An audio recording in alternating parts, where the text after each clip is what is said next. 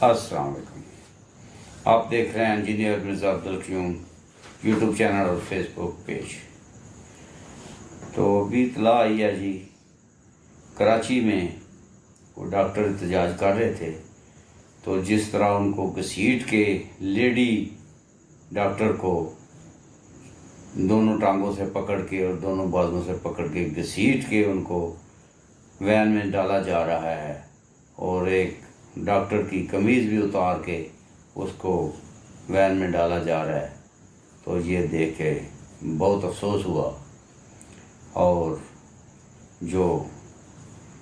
بلاول صاحب کی یہ سب کچھ لبرل حکومت میں ہو رہا ہے، اور جو محترمہ بے نظیر بھٹو کی جو ویژن ہے اس کی خلاف ورزی ہو رہی ہے، اور قائد اعظم محمد علی جناح کے ویژن کو اور علامہ اقبال کے پاکستان میں سارا کچھ ہو رہا ہے، جس میں انسانی حقوق ہونے تھے، اسلامی حقوق ہونے تھے۔ تو دکھ کی بات یہ ہے کہ یہ وہ حکومت کر رہی ہے کہ جو اپنے آپ کو انسانی حقوق کی علمبردار سمجھتی ہے، اور خواتین کے حقوق کے لیے بڑی ایکٹیو ہے، اور خواتین کے حقوق کے چیمپئن ہے، وہ یہ سب کو کر رہی ہے۔ اور بلاول صاحب کو دیکھنا چاہیے کہ یہ ان کی ناک کے نیچے کیا ہو رہا ہے، انتظامیہ اور پولیس کیا کر رہی ہے۔ اس پہ جتنا دکھ اور افسوس کیا جائے وہ کم ہے۔ اور یہ اس سندھ میں ہو رہا ہے کہ جس سندھ میں ایک خاتون کے خط پہ محمد بن قاسم سندھ پہ آگے تھے اور انہوں نے اس کی عزت بچائی تھی، اس سندھ میں خواتین کی بےعزتی اس طرح کی جا رہی ہے جو قابل مذمت ہے اور انتہائی افسوسناک ہے۔ اور دوسری طرف ٹی ایل پی جو احتجاج کر رہی ہے کراچی میں، ان کے اوپر بھی بڑا تشدد کیا گیا ہے، اور ڈنڈے مارے گئے ہیں اور آنسو گیس پھینکی گئی ہے، اور وہ بھی انسانی حقوق کے خلاف ہے۔ اس طرح احتجاج ہر ملک میں ہوتا ہے، ہر جمہوری ملک میں ہوتا ہے، عوام میں آرام سے احتجاج کر لیں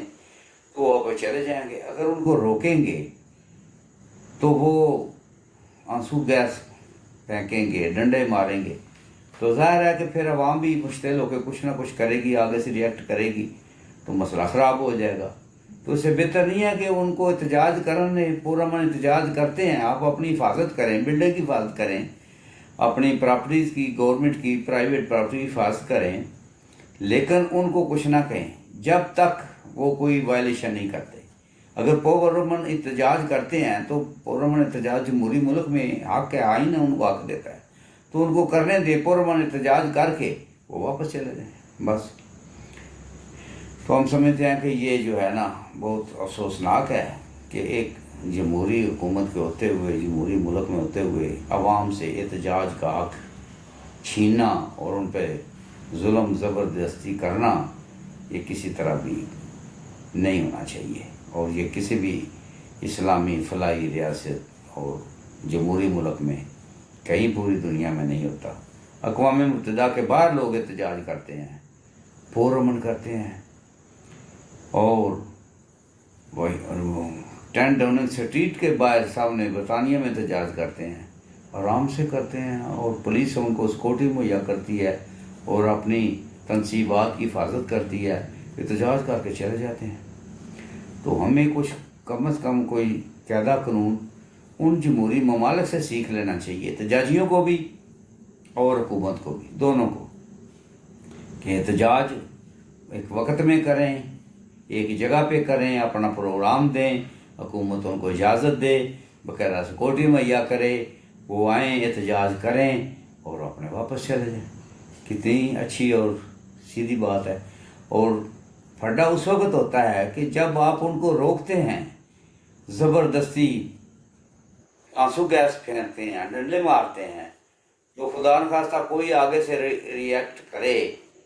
تو پھر تو مسئلہ بن جانا ہے، پھر لا اینڈ آرڈر کی صورتحال بن جاتی ہے۔ تو اس کو اوائڈ کرنا چاہیے۔ اور دوسری بات ہم یہ کریں گے کہ حکومت کو چاہیے کہ وہ افہام و تفہیم سے بات کرے۔ اگر احتجاج کوئی کر رہا ہے تو کسی مقصد کے لیے کر رہا ہے نا، اور ان کے جو قائدین ہیں ان کو بلایا جائے، ان سے پوچھا جائے بھئی تم کو کیا تکلیف ہے، کیوں کر رہے ہو احتجاج، وہ بتائیں، کوئی نامینیٹ بندہ کریں کہ جو ان سے پوچھے، ان کی داد رسی کرے، اگر ہو سکتی ہے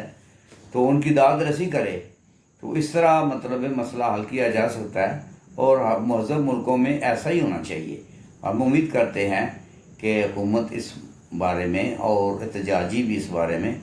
خوب غور و خوض کریں گے اور اپنے احتجاج کے حق کو غلط استعمال نہیں کریں گے۔